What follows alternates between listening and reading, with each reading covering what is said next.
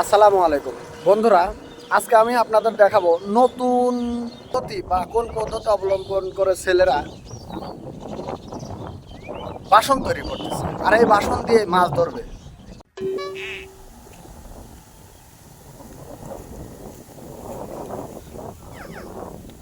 এটা কি বানানি হচ্ছে?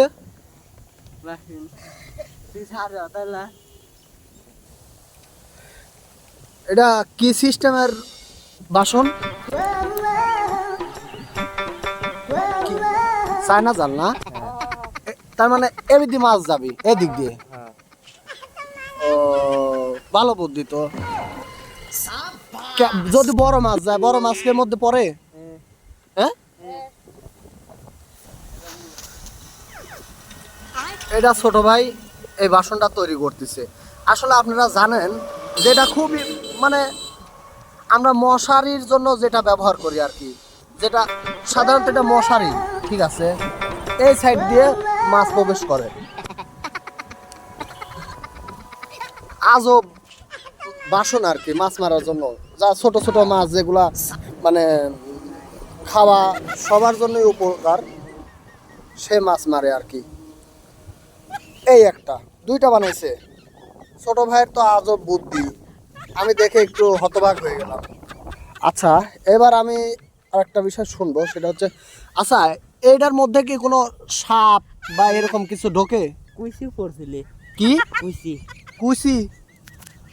ও, মানে কুচি এটা কি তুমি বিক্রি করো নাকি ছাড়ি দাও, কোনটা? ছাড়ি দেই আচ্ছা আচ্ছা, ছোট ছোট না বড় বড় কুচি পড়ে? এত বড় কত বড় কত বড়? বাহ, অনেক বড় তো। এটার মধ্যে কি কি ধরনের মাছ পড়ে একটু যদি বলতে। রাজি কুইসি বুটি আর কি? কই সবটাই পড়ে, সব ধরনের মাছ আদা। আচ্ছা, তুমি কোথায় যাচ্ছ?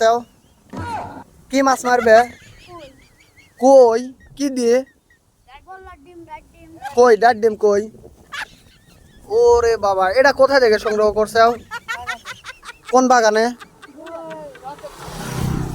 বন্ধুরা দেখতে পাচ্ছেন, ও যে অত দূর থেকে এই ছোট ছোট বাচ্চারা কই মারার জন্য ডাইট ডিম নিয়ে আসে। তাহলে এই ডাইট ডিম দিয়ে কই মারবে। কই কত কিরকম কই পাও? বড় বড়। এই কই কি তোমরা বিক্রিও করো? বিক্রি করো না, শুধু খাবারের জন্য?